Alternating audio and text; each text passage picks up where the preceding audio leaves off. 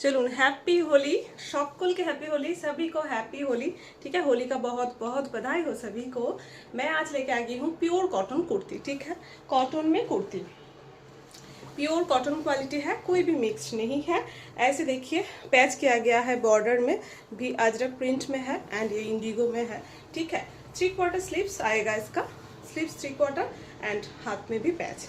Okay, side cut kurti and side में है एक पॉकेट। ये रहा इसका लुक, बहुत बढ़िया सा प्योर कॉटन क्वालिटी है and size available 42, 44, 46 and 48 size. Okay, side cut long kurti, pure cotton quality and pure cotton pant. কুর্তিতে একটা সাইডে পকেট তো রয়েছে, पैंटेও রয়েছে কিন্তু সাইডে একটা पॉकेट। ओके, ये रहा पैंट के साइड में भी एक पॉकेट, कुर्ती में भी एक पॉकेट मिल रहा है, पैंट में भी। ठीक है, দুটো সেট অনলি 500 রুপিস। এটা যদি আলাদা করে নিতে চান 280 एंड 250।